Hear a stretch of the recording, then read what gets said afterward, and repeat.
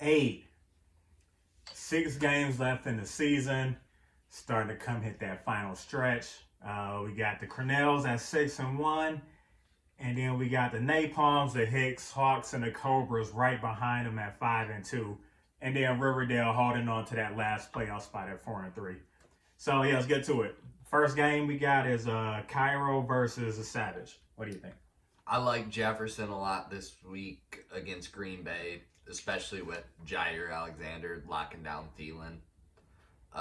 Goddard back against the awful Dallas team is going to pay major dividends. And for 55, I honestly don't like any Dallas option at this point. Third string quarterback in, people are going to load the box on Elliott. And he's potentially trotting 3 of them out there with his superstar, his $55 player, out with an ankle injury this week. I have Cairo big. All right, our second game is Beaver Creek versus Dearborn. I know Beaver Creek already had 3 players already play this week, but I didn't think they really had enough firepower kind of going into the week. So, I mean, I got to take Dearborn on this. Yeah, Thursday night was probably detrimental. The quarterback and top wide receiver giving 23 points is brutal. In just a lot of tough matchups. For Dearborn, I think Wentz is going to go off, and A.J. Brown and Keenan and Allen should have great weeks. Then Jacobs is there to clean it up. I have Dearborn. All right.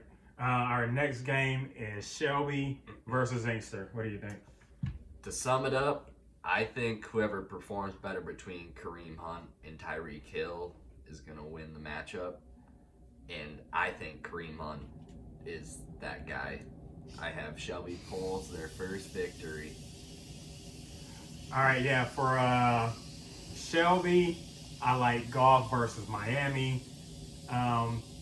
Somehow Cooper still keeps producing no matter who the quarterback is. So I still think he probably still gets like 10 or 11 points anyway. I think he'll just, off of a few targets. But yeah, I do like Hunt versus Las Vegas. I think that's going to be a big matchup. Inkster, I don't know about Big Ben and Connor this week versus Baltimore. And Tim Patrick has kind of come back down to earth now, been very inconsistent. Shelby gets their first win of the season. Is this the week? So yeah, I'm going with Shelby. All right, our next game is Las Vegas versus Riverdale.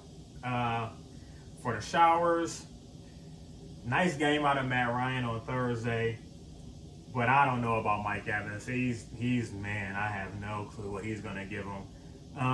I do like his running back matchups though.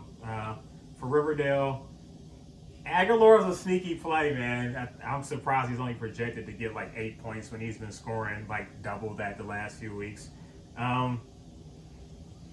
I don't know about Rodgers now that Goddard is back. I think he takes a dip. But Hasty could be a nice little X factor for 49ers, but I'm taking Vegas in this one. Yeah, exactly. Which Mike Evans are we going to get against the Giants? I think Godwin's out, so hopefully that helps him out. And that Mike Evans is going to be his key to success in winning games this year. Then KC's going to bombard the Jets this week, so who knows what we're going to get with Clyde Edwards-Helaire. And Le'Veon Bell might be the feature back just to get back at Adam Gase. But for Riverdale, outside of Davante Adams, I'm not entirely sure what to expect out of a lot of the guys. Either Brady needs to have a monster game or they just need to be run heavy, since he is trotting out both running backs that are featured. And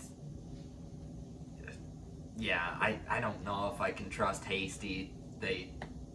I don't know if Shanahan trusts any one of those running backs right now. I have Vegas. Our next game is Hale versus Ridgemont.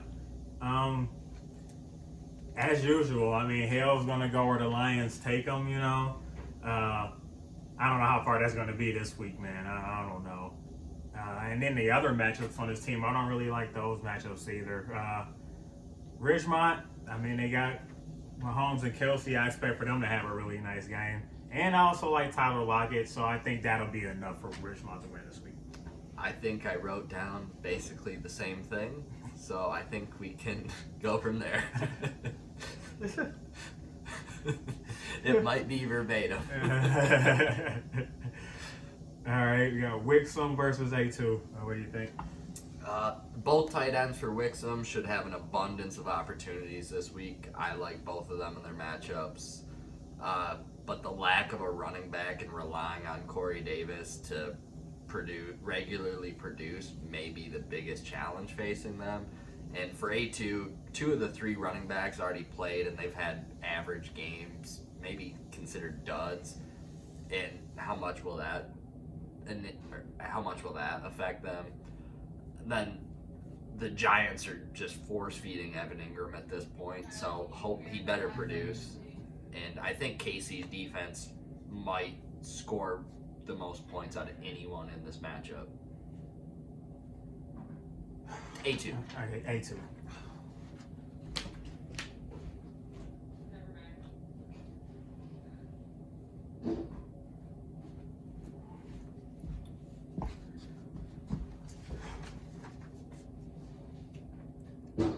All right, yeah, for Wixom, Aaron Jones is out. I think that's going to be a big loss for them. Got Moss playing. We'll see if that's going to work out. But I do like I like Tannehill this week. I think Corey Davis will have a nice little game too. A2, Jimmy G's getting the start this week. I don't know what to think about that. And honestly, I think that's going to be the difference in today's game. I'm taking Wixom. Our last game is the game of the week. Number 1 versus number 2.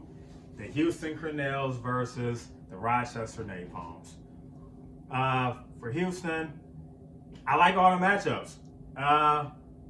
We'll see about Rieger tonight. We'll see if his usage is going to be. I don't know if they're going to have more like a snap restriction. I don't know. I think that's going to be the one thing to look at. I do like Henry. He should have a big game against Cincinnati. Rochester, I like all those matchups too. It should really be a good game. Andrews versus Pittsburgh is going to be tough. But I think Landry's going to have a big game without Odell Beckham Jr. in the lineup now. So I'm going to take the Napalms to win this one. I'm about to get my ass kicked. But after this week, all the boys are back and Antonio Brown's stepping in. So you guys better watch the hell out. All right, so that's the pick 'em this week. Good luck to everybody. See you next week. Cheers.